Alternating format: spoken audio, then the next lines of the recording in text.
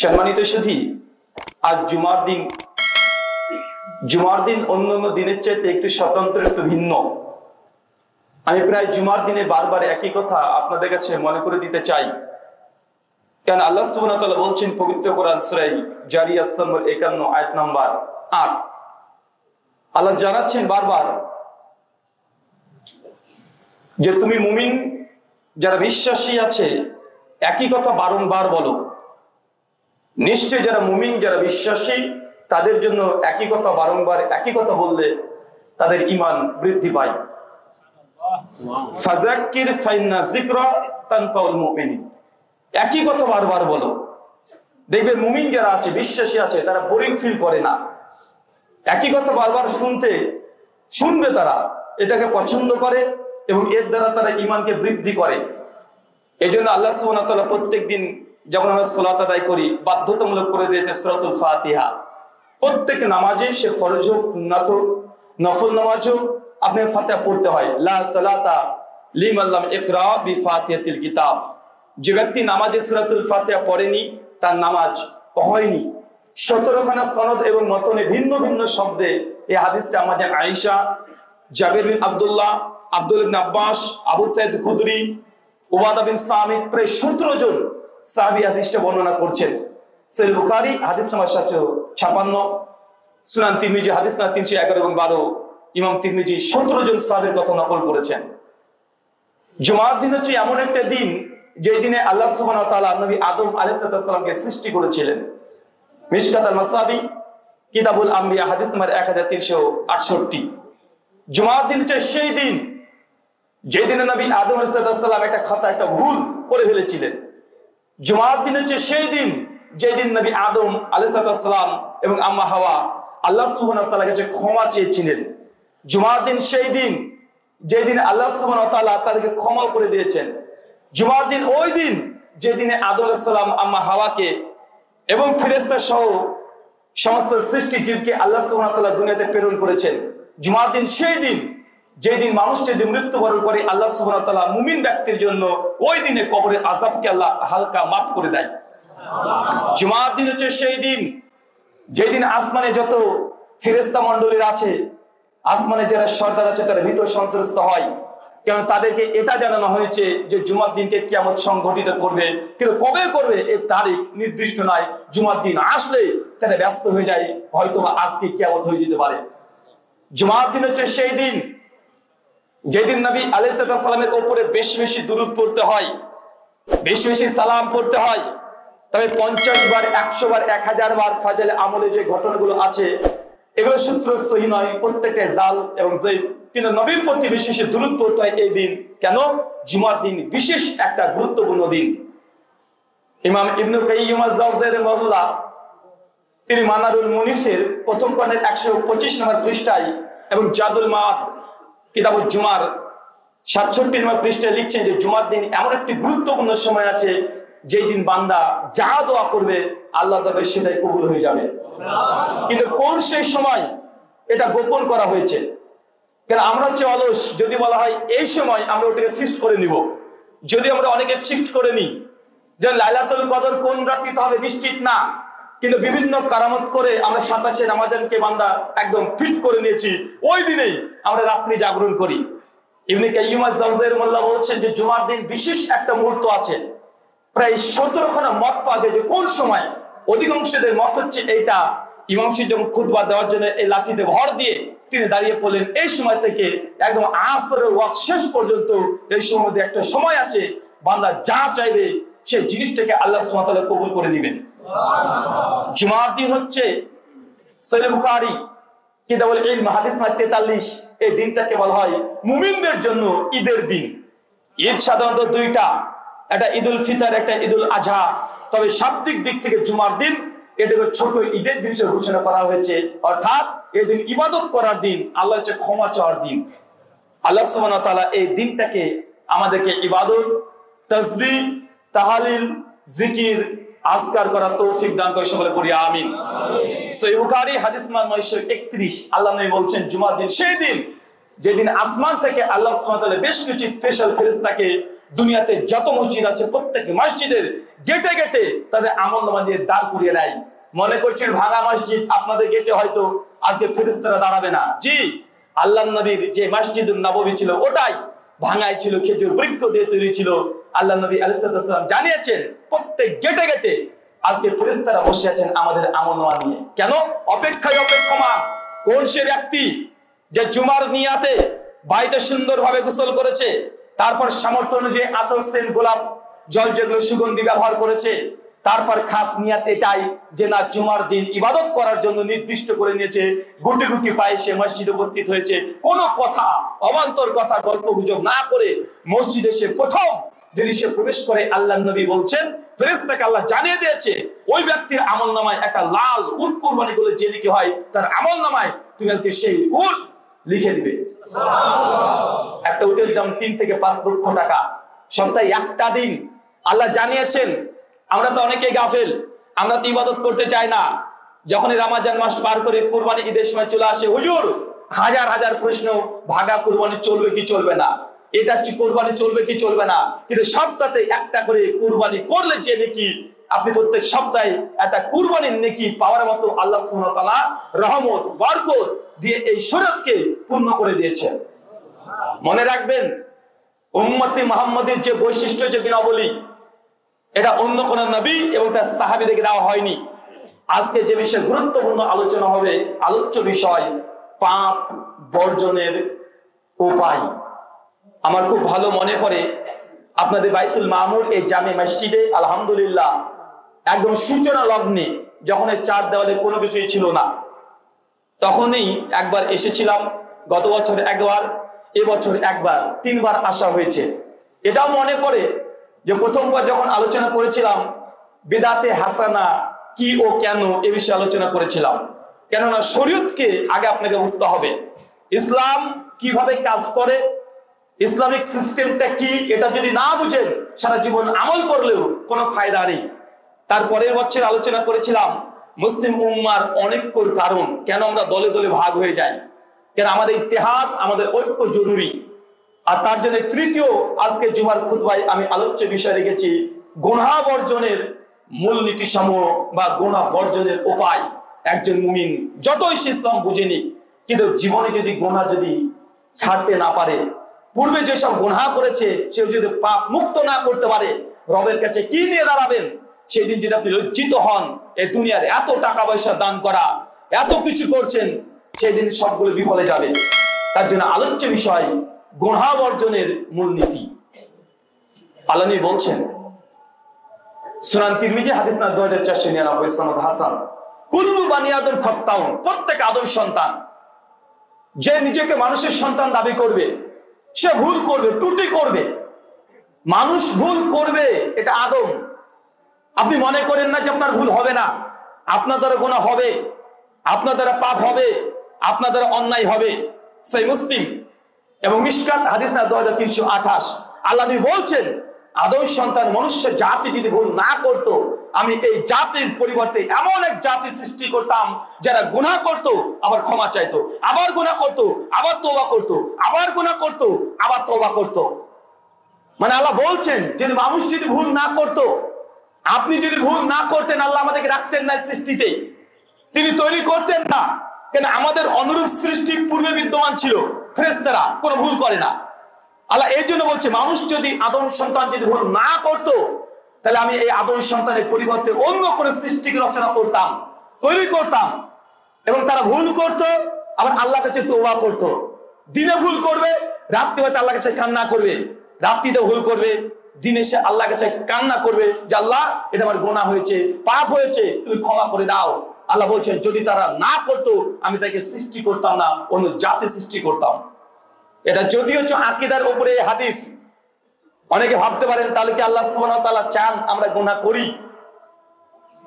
এই হাদিসের আলোকে ইমাম বাইহাকী রাহিমাহুল্লাহ তার বিখ্যাত গ্রন্থ আছে আসমা সিফাত, আকীদার উপরে বিখ্যাত গ্রন্থ। ইমাম ইবনে খুজাইমা রাহিমাহুল্লাহ 311 হিজরিতে মৃত্যুবরণ করেন, যার বিখ্যাত গ্রন্থ আছে সহিহ ইবনে খুজাইমা। তার আরেকটা আকীদার গ্রন্থ আছে কিতাবুত তাওহীদ। তিনি আলোচনা করতে গিয়ে বলছেন যে এই হাদিস এর অর্থ হচ্ছে এইটা যে বান্দা যে গুনাহ করবে আর গুনাহ না করলে আল্লাহ অন্য জাতি কেন সৃষ্টি করতেন? কেন গুনাহের সঙ্গে আল্লাহ সুবহানাহু ওয়া তাআলার যে সিফাত, এটা কানেকশন আছে। বান্দা যদি গুনাহ না করতো, আল্লাহ যে রহমান প্রমাণ হবে কি দিয়ে? আল্লাহ কাকে রহম করবেন? আল্লাহ যে রহিম, অসীম করুণাময়, পরম দয়ালু, তো কেউ যদি গুনাহ না করে আল্লাহ কার উপরে দয়া করবে? আল্লাহ যে তাওয়াবুর রহিম, তিনি ক্ষমা করতে পছন্দ করেন, তিনি যে ক্ষমা করেন। আল্লাহর কমপক্ষে বান্দা যদি গুনাহ যদি না করতো, 1 ডজন আল্লাহর গুণ, আল্লাহর বৈশিষ্ট্য, আল্লাহর অ্যাট্রিবিউটস, আল্লাহর সিফাত, এগুলো অকেজ হয়ে যেত। তার জন্য আল্লাহ সুবহানাহু ওয়া তাআলার এই গুণ, এটা ঠিক রাখার জন্য বান্দার গুনাহ করাটা এটা জরুরি। বান্দা যদি গুনাহ না করতো, আল্লাহর এই গুণের উপরে কাফের, মুশরিক, মুরতাদ যারা আছে তারা প্রশ্নবিদ্ধ করতো, আমরা তো গুনাহই করি না, তো আল্লাহ রহমান হয়ে কি করবে? আল্লাহ রহিম হয়ে কি করবে? আল্লাহ তওবা যে কবুল করে, তাহলে এটা হয়ে কি করবে? অনেকে প্রশ্ন আসতে পারতো। আল্লাহ এটা সিফাত, তার জন্য আল্লাহ সুবহানাহু ওয়া তাআলার অস্তিত্বের জন্য বান্দার গুনাহ করাটাও জরুরি। আমি এক ধাপ এগিয়ে এই কথাই বলি, পৃথিবীতে এমন কোন গুনাহ নেই, এমন কোন পাপ নেই যে পাপ মানুষকে জাহান্নামে নিয়ে যেতে পারে। কোন পাপ নেই। শিরক, ক্ষমা চান, ক্ষমা করবে কি করবে না? শিরকের মতো গুনাহ আল্লাহ ক্ষমা করে দেয়, কেউ ক্ষমাই করে না। সূরা ফুরকান 69 থেকে 71 নম্বর আয়াত, আল্লাহ বলছেন, কোন বান্দা যদি কোন গুনাহ করে, শিরকের মতো গুনাহ যদি করে, আর তার যদি ভুল বুঝতে পারে, সে যদি আল্লাহকে যে তওবা করে প্রত্যাবর্তন করে ফিরে আসে, আমি আল্লাহ তার পেছনের সমস্ত গুনাহগুলোকে ক্ষমা তো করে দিবই, বরং পেছনের সমস্ত গুনাহকে আমি নেকিতে বদলে দেব। সুবহানাল্লাহ। ইমাম উদ্দিন ইবনে কাসির রাহিমাহুল্লাহ, বিখ্যাত জগৎ বিখ্যাত গ্রন্থ তাফসীর ইবনে কাসির, এই আয়াতের ব্যাখ্যা করতে গিয়ে বলছেন, গুনাহকে আল্লাহ নেকিতে বদলে দিবে। তার অর্থ কি? সে যদি শিরক করে, আল্লাহ সেটা তাওহীদ দিয়ে একদম পরিপূর্ণ করে দিবে। দেখবেন অনেক মানুষ আছে যারা শিরক করতো, গ্রহণ করেছে, তাকে এমন ভাবে মজবুত করে ধরেছে যে তাদের তাওহীদের কাছে আমাদের মতো জন্মসূত্র মুসলিমরাও আমরা তাদের সঙ্গে টেক্কা দিতে পারি না। আছে না নাই? কথা বলেন। কত সাহাবীদের জীবনী যারা শিরকের মধ্যে নিমজ্জিত ছিল, কিন্তু যখনই তাওহীদকে বুঝতে পেরেছে, আল্লাহ শিরককে মিটিয়ে দিয়ে এমন ভাবে তাওহীদ তাদের অন্তরে দিয়ে দিয়েছে যে তারা মৃত্যুকে সবসময় কামনা করতো। কখন মৃত্যু হবে? আমি যেন আল্লাহর জন্য মৃত্যুবরণ করতে পারি, শহীদ হয়ে যাই। তাদের ঈমান এত মজবুত করে দিয়েছে। তো আমরা তো জন্মসূত্রে মুসলিম, আমরা তাওহীদের গুরুত্ব আমরা এটা বুঝতে পারি না। আল্লাহ সুবহানাহু ওয়া তাআলা তুমি আমাদের বুঝার তৌফিক দান করো, সকলে বলি আমিন। গুনাহ হচ্ছে শয়তানের হাতিয়ার। গুনাহ কার হাতিয়ার? শয়তানের হাতিয়ার। গুনার দুনিয়াবি কিছু ক্ষতি আছে। মুস্তাদরাক আল হাকিম আলা সাইয়্যাইন হাদিস নাম্বার 1284, আল্লাহ নবী বলছেন, কেউ যদি দুনিয়াতে গুনাহতে লিপ্ত থাকে, আল্লাহ তার রিজিককে তুলে নেয়। আপনার মধ্যে দারিদ্রতা নেমে আসবে, লাখ লাখ কোটি কোটি টাকা উপার্জন করবেন। নবী জানাচ্ছেন যে গুনাহতে লিপ্ত থাকবে, আল্লাহ সুবহানাহু ওয়া তাআলা তাকে দারিদ্রতা, তার রিজিক থেকে বরকত তুলে নেবে। ইমাম উদ্দিন ইবনে কাসির রাহিমাহুল্লাহ, তিনি আলোচনা করতে গিয়ে কমপক্ষে গুনাহের 50 খানা কুফল দুনিয়াতে পেয়ে যায় এমন তিনি আলোচনা করেছেন। তাহলে গুনাহ যে করবে, তার চেহারা থেকে নূর, চেহারার জন্য যে জ্যোতি, এই জ্যোতি আল্লাহ সুবহানাহু ওয়া তাআলা তুলে নেয়। গুনাহগার বান্দার ইলম, দুনিয়াবি জ্ঞান, যে জ্ঞানগুলো সে অর্জন করেছে, পড়াশোনা করে অর্জন করেছে, কিন্তু ভুলে যায়। পড়াশোনা করেছে, মনে রাখতে পারে না। ইবনে মাসউদ রাদিয়াল্লাহু আনহুর কাছে এসে ইকরিমা, তার একজন বিখ্যাত সাহাবী, তিনি প্রশ্ন করছেন ইবনে মাসউদকে যে আপনি এত হাদিস মুখস্থ রাখেন কিভাবে? হাফেজ ইবনে আব্দুল বার, মৃত্যু 453 হিজরি, 463 হিজরি, তার বিখ্যাত গ্রন্থ আছে জামে বাইনাল ইলম আল ফাজলিহি, মুকাদ্দমা 18 পৃষ্ঠায় আলোচনা করছেন। ইবনে মাসউদ যখন জিজ্ঞাসা করছেন তাকে যে আপনি এত জ্ঞান অর্জন কিভাবে করতে পারেন, আমরাও তো পড়ি কিন্তু ভুলে যাই। উনি সঙ্গে সঙ্গে জানাচ্ছেন তার ছাত্রকে যে ছোট ছোট গুনাহ থেকে দূরে থাকো, গুনাহ থেকে দূরে থাকো। কেন? শরীয়তের ইলম এটা হচ্ছে নূর। আল্লাহ কোনো পাপীকে এই নূর দেয় না, আর দিয়েও যদি দেয় তবে সে সংরক্ষণ করতে পারে না। চিন্তা করতে পারছেন? যদি স্মৃতিশক্তি বৃদ্ধি করতে হয়, শরীয়তের জ্ঞান অর্জন করতে হয়, শুধু অর্জন নয়, একদম হজম করে রাখা, মুখস্থ রেখে দেওয়া।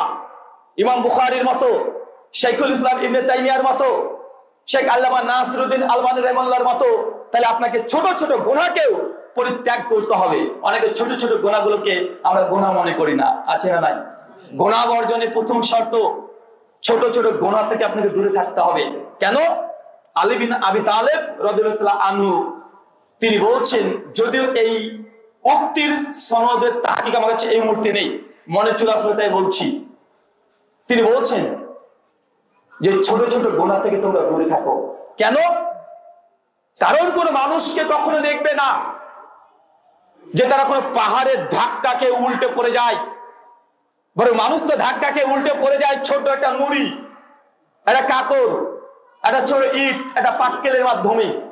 কখনো কোনো মানুষকে দেখেছেন যে সামনে একটা বড় বিল্ডিং আছে, ডাইরেক্ট গিয়ে ওই ধাক্কাকে উল্টে পড়ে গেল? না, ধাক্কাকে উল্টে পড়ে যায় কোথায়? এই যে মসজিদের জন্য ইট তৈরি করে রেখে দিয়েছেন, ওই ছোট্ট ইটে সে উল্টে পড়ে যায়। পড়ে যায় কি যায় না? তাই আলী বিন আবি তালেব রাদিয়াল্লাহু তাআলা বলছেন, ছোট ছোট গুনাহ থেকেও তোমরা দূরে থাকো, কেননা ছোট গুনাহ দ্বারাই আস্তে আস্তে মানুষকে বড় গুনাহের দিকে ধাবিত করে। শয়তান জানে, ইবলিশও জানে, একজন নামাজি ব্যক্তি 5 ওয়াক্ত নামাজ পড়ে, যার মধ্যে ঈমান আছে, অর্থাৎ জুমার দিনে শরীক হয়, এই ব্যক্তি সরাসরি ডিরেক্ট সে জিনার মধ্যে লিপ্ত হবে না। তাকে জিনা করার আগে ছোট ছোট জিনা করাতে হবে। ছোট ছোট জিনা কি আপনারা সকলেই জানেন। চোখের জেনা আছে, হাতের জেনা আছে, হৃদয়ের জেনা আছে, অন্তরের জেনা আছে, পায়ের জেনা আছে। এই ছোট ছোট জেনাগুলো করিয়ে করিয়ে আস্তে আস্তে আস্তে আস্তে বড় জেনার দিকে আপনাকে ধাবিত করবে। এই জন্য প্রথম মূলনীতি হচ্ছে গুনাহকে ছোট মনে করা যাবে না, কখনো শত্রু পক্ষকে দুর্বল মনে করলে হবে না। মুমিন সর্বদা 24 ঘন্টা শয়তানের সঙ্গে জিহাদ করে, শয়তানের সঙ্গে। শয়তানের কৌশল ছোট্ট হলেও আপনি ছোট যদি মনে করেন, আপনাকে সে পরাস্ত করে দিবে। সবসময় শত্রুকে মনে করতে হবে যে তার কৌশল অনেক বেশি আছে। আপনাকে প্রস্তুতি, আপনাকে কৌশল অধিক থেকে অধিক পরিমাণে বেশি সবসময় রাখতে হবে। আল্লাহ সুবহানাহু ওয়া তাআলা ছোট ছোট গুনাহ থেকে আমাদেরকে দূরে থাকার তৌফিক দান করো, সকলে পড়ি আল্লাহুম্মা আমিন। সম্মানিত সুধী, গুনাহ বর্জনের দ্বিতীয় যে উপায়, যারা গুনাহ থেকে বাঁচতে চাচ্ছে তাদের জন্য বন্ধু নির্বাচন করতে হবে। কি বললাম? বন্ধু নির্বাচন। সুনান তিরমিজি হাদিস নাম্বার 2127 আল্লাহ বলছেন যে তোমরা বন্ধু নির্বাচন করো। কেন বন্ধু তুমি যেমন নির্বাচন করবে, হয় বন্ধু তোমার দিকে তোমার আখলাককে টেনে নিবে, অথবা তোমার আখলাক তোমার বন্ধুকে টেনে নিবে। দেখবেন মানুষ কাকে বন্ধুত্ব করে?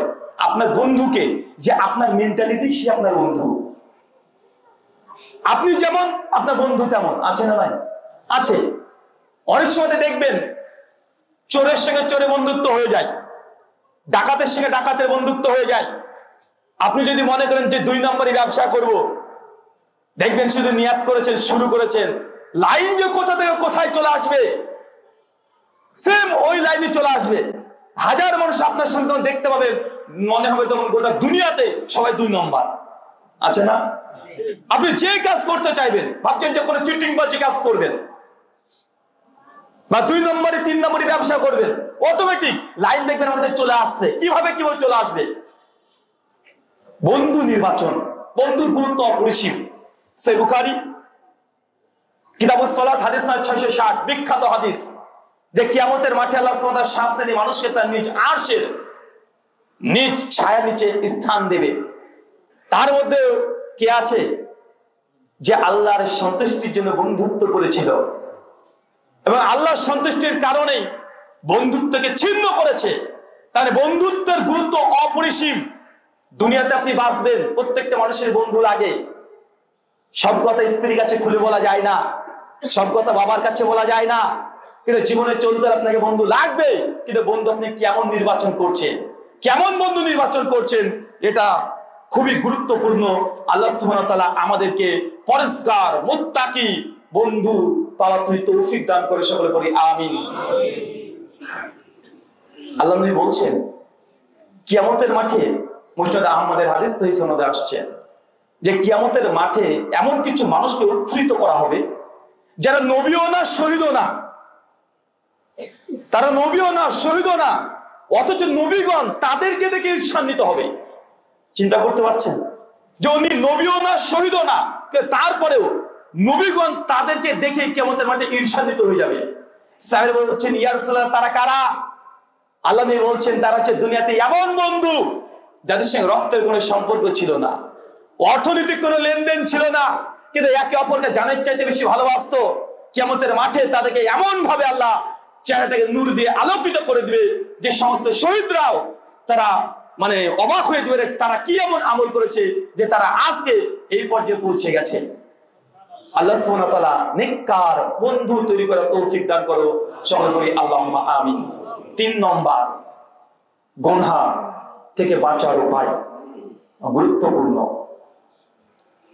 নেককার পরেজগার ব্যক্তির সঙ্গে মেশা, পাশাপাশি সে মজলিসে বসে থাকা, যেখানে দ্বীনি আলোচনা হবে। যতই ব্যস্ততা হোক, যদি বলা হয় মাগরিবের পরে একটু দার্স হবে, জানি আপনি খুব ব্যস্ত, অন্তত 2টা মিনিট 5টা মিনিট বসেন, একটা হাদিস শুনে চলে যান, সালাম ফিরিয়ে সঙ্গে সঙ্গে উঠে যায় না। অন্তত একটা হাদিস, একটা কোরআনের আয়াত হলেও মজলিসে আপনি অংশগ্রহণ করেন, তারপর আপনি যান। কিন্তু অধিকাংশ মানুষকে দেখা যায় দুনিয়াবি ব্যস্ততা দেখিয়ে সালাম ফিরিয়ে জিকিরটাও মসজিদে বসে বসে করছি না, চলতে চলতে আমরা করে দিচ্ছি। আছে না নাই কথা বলেন? সহিহ মুসলিম হাদিস নাম্বার 3007, বিখ্যাত সাহাবী হানজালা। কি হানজালা চেনেন? বিখ্যাত সাহাবী, সত্য বিবাহ করেছে রাত্রিবেলাতে, স্ত্রীর সঙ্গে আছে। একটা পুরুষ একটা নারীর জন্য সর্বশ্রেষ্ঠ দুনিয়াতে কোন যে দিন যদি থাকে খুশির দিন, সেটা বিবাহের প্রথম রাত্রি, উষ্ণ মুহূর্ত। হঠাৎ করে বাড়ির দরজা থেকে ডাক আসছে যে হানজালা উহুদে যেতে হবে, সবাই বেরিয়ে পড়েছে। হানজালা রাদিয়াল্লাহু তাআলা বাসর রাত ত্যাগ করে দিয়ে স্ত্রীর সঙ্গে শারীরিক সম্পর্ক করেছে, গল্পে লিপ্ত আছে।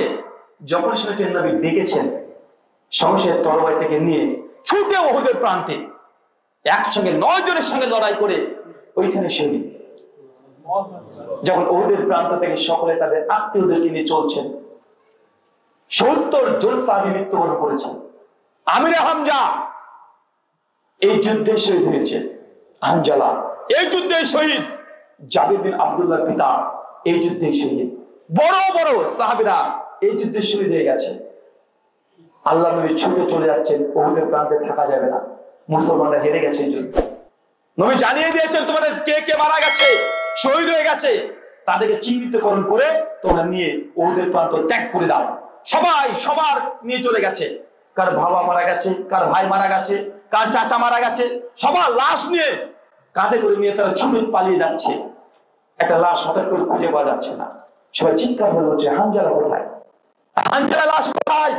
একটু আগে দেখলাম কাফিরদের সঙ্গে যুদ্ধ করছে, মরণপণ লড়াই করেছে, হানজালা কই? আল্লাহ নবী চারদিকে তাকিয়ে দেখছে হানজালা নাই।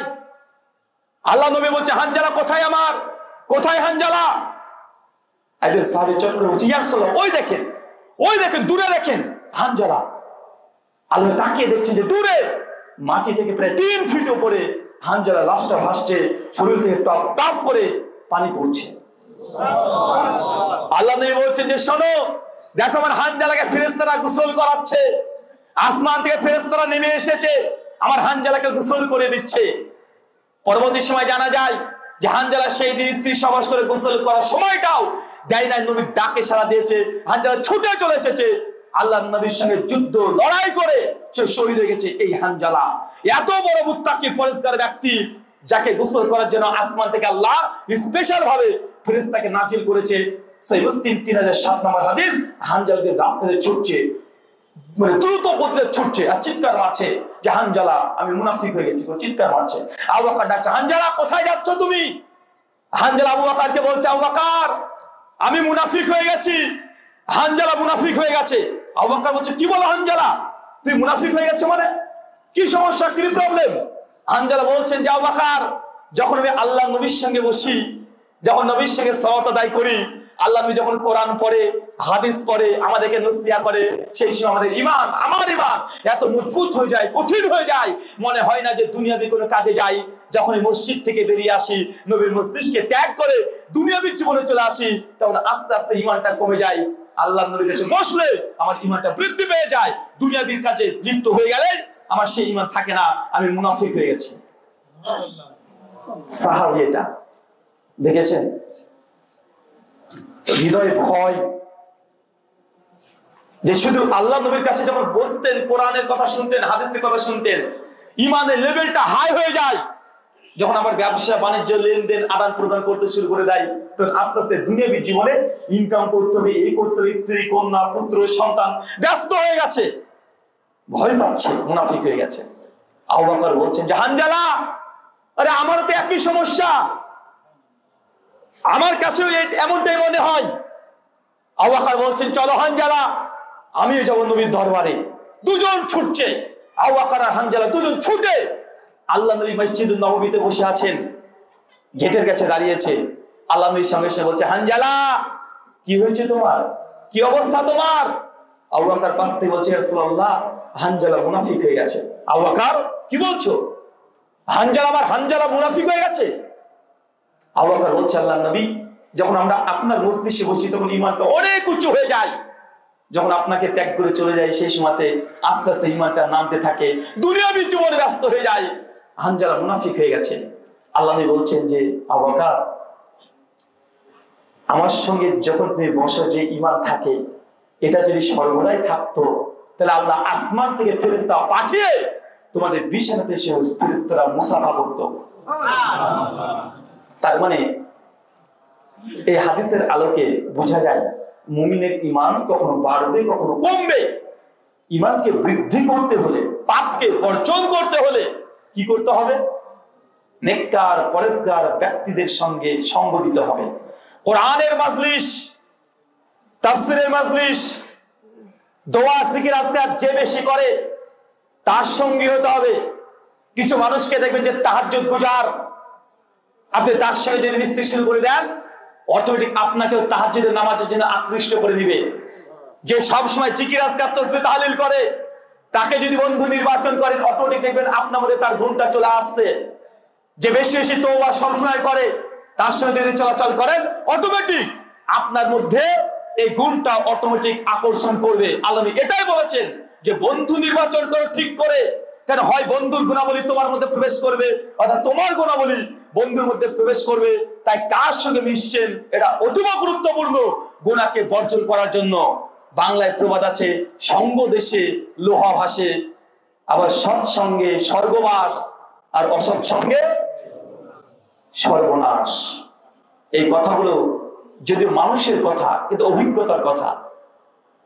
যদি কোরআন এবং হাদিসের অনুকূলে আকীদাতান এই কথার মধ্যে কোনো ত্রুটি নেই, তার মানে সবচেয়ে দুনিয়াতে যদি আপনি গুনাহকে বর্জন করতে চান, বন্ধুকে আগে নির্বাচন করেন, তার সঙ্গে সঙ্গী হয়েছেন সেটাকে নির্বাচন করেন।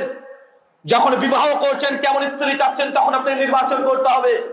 আপনি যদি পরিষ্কার হতে চান, যদি স্বপ্ন হয় যে না আমি অনেক বড়, মানে আমার পরিবার হবে, সন্তান হবে, অনেক বড় আলেমা, অনেক বড় আলেম হবে আমার সন্তান, আমার সম্পত্তি, কিন্তু আপনি বিয়ে করতে চাচ্ছেন একদম মডার্ন দিনদার, দেখতে সুন্দরী হতে হবে, মেয়েটা মাদ্রাসায় পড়ে, মেয়েটা কোরআনের হাফেজা, বুলগুলো মারা মুখস্থ করে ফেলেছে, মিশকাতের প্রথম 4টে অধ্যায়কে মুখস্থ করে ফেলেছে, আলহামদুলিল্লাহ। আপনি বিয়ে করতে যাবেন, খুব খুশি। যখনই মেয়েটিকে দর্শন করেছেন, প্রথম ফার্স্ট বাহ্যিক সুরত পছন্দ হয়নি, বাইরে চলে আসছেন, কোন রেসপন্স নেই, আছে না নাই? আছে। দেখেছেন দিনদার, কোরআনটা মুখস্থ করেছে, বুলবুল মারামের হাদিস সব মুখস্থ, মিশকাতের 4টা অধ্যায় মুখস্থ, তারপরে আপনাকে আকৃষ্ট করতে পারেনি।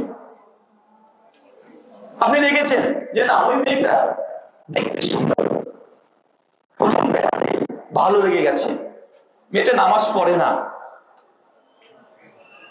কিন্তু যখন পছন্দ হয়ে গেছে, পরিবারের সঙ্গে কথা বলেছেন, তখন মেয়ের বাবা অথবা মা আশ্বাস দিয়েছে যে বাবা সব মেয়েরা বিয়ের পূর্বে এমনই থাকে, বিয়ের পরে তুমি ঠিক করে নিও। আপনি তাতেই খুশি, বিয়ের পরে ওকে ঠিক করে নিব। আছে না নাই কথা বলে? বিয়ের আগেই আপনাকে প্রস্তুতি নিতে হবে। দুনিয়ার যত বন্ধু আছে সব চাইতে আপনার ইমানকে বৃদ্ধি করবে আপনার স্ত্রী। আর একজন স্ত্রীর ইমান বৃদ্ধি করতে পারে সবচেয়ে বেশি তার স্বামী। দেখবেন স্ত্রী এক মেন্টালিটি ছিল বিয়ের আগে, বিয়ের পরে স্বামী যেমন স্ত্রীর চিন্তাধারা ঠিক তেমনই হয়ে যায়, আছে না নাই? আবার অনেক সময় দেখবেন যে স্ত্রী মেন্টালিটি যেমন স্বামীকে সেই দিকে কনভার্ট করে নেয়, করে না? করে নাই কেন? কারণ তার সঙ্গে সঙ্গী হয়েছে, অবশ্যই সে আকর্ষণ করবে। আপনার কিছু গুণাবলী তার মধ্যে চলে যাবে, তার কিছু গুণাবলী আপনার মধ্যে চলে যাবে। আল্লাহ সুবহানাহু ওয়া তাআলা আমাদেরকে নেককার পরিষ্কার সঙ্গী পাও তুমি তৌফিক দান করে, সকলে বলি আমিন। তা যুবক যারা বিবাহ করেননি প্রাধান্য দেন নেককার পরিষ্কার কালো হোক, কিন্তু দুনিয়াতে শান্তি পাবেন, দিন পালনে শান্তি পাবেন। আল্লাহ বলছেন বুখারী হাদিস না 590, তোমরা নেককারকে প্রাধান্য দাও, যে নেককারকে প্রাধান্য না দাও তুমি দুনিয়াতেই ধ্বংস হয়ে যাবে। বিবাহ জীবনটা অনেক গুরুত্বপূর্ণ। শহীদ ইমামিল বাইহাকির 2519 নম্বর হাদিস আল্লাহ নবী এমনি বলছেন না, এমনি হাদিসে এত গুরুত্ব দেওয়া হয়নি যে বিবাহ দিনের অর্ধেক। কেন?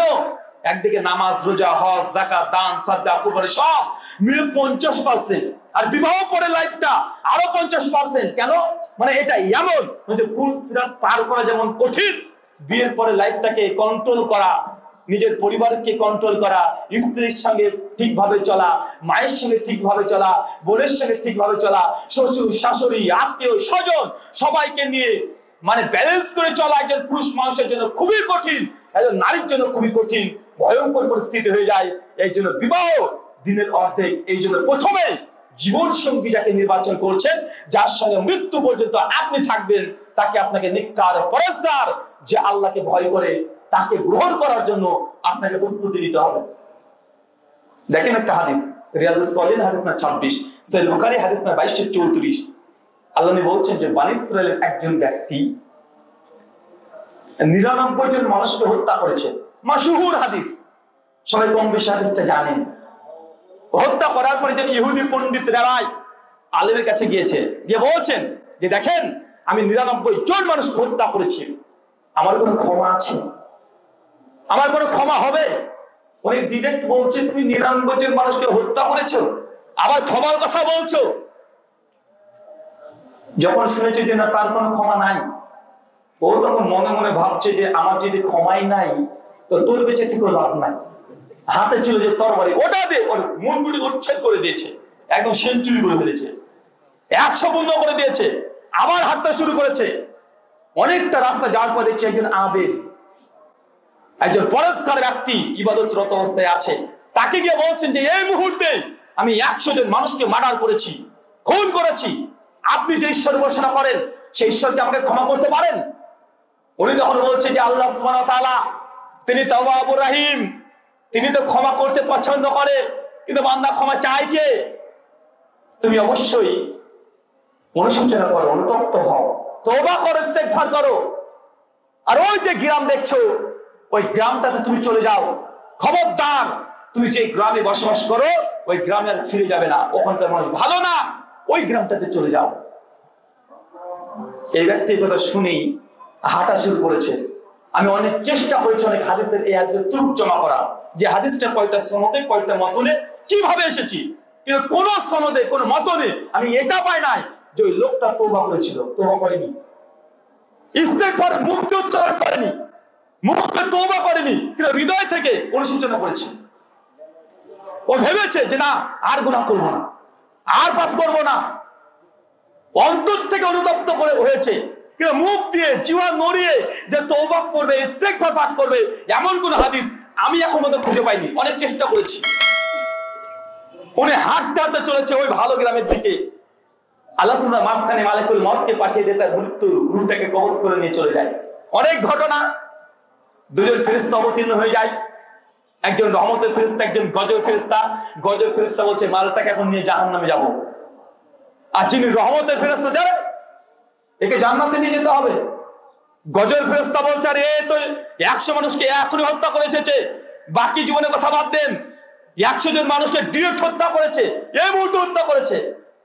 উনি বলছেন যারা এই বান্দা তো অনুশোচনা করেছে, ওটা পাপ থেকে ফিরে আসার চেষ্টা করেছে, তওবা না চেষ্টা করেছে, অনুতপ্ত হয়েছে। আল্লাহ তৃতীয় ফেরেশতাকে পাঠিয়ে দেয়। বিভিন্ন হাদিসের মতন বিভিন্ন শব্দ আসছে। একজন ফেরেশতা এসে বলছে যে এই ব্যক্তি যখন থেকে অনুশোচনা করেছে ভালো গ্রামের দিকে কতটুক সে ধাপ ফেলেছে তুমি সেটা দেখো। দেখা যাচ্ছে গোটা রাস্তা ছিল 100 হাত। মুস্তাদ আহমেদের একটি শব্দ যুক্ত হচ্ছে যে ওই ব্যক্তি শেষ পর্যন্ত বুক হাসড়িয়ে 1 বিঘত মতো ভালোর দিকে অতিরিক্ত চলে গেছে। মানে আপনার ভাষায় বললে 100 হাত রাস্তা ছিল, 100-এর অর্ধেক কত 50, উনি 51 থেকে 52 হাত ভালো দিকে চলে গেছে। আল্লাহ সুবহানাহু পক্ষ থেকে ফয়সালা, এই ব্যক্তি জান্নাতে যাবে। আল্লাহকে ক্ষমা করে দিয়েছেন। এটা তওবা আল্লাহ পছন্দ করেন।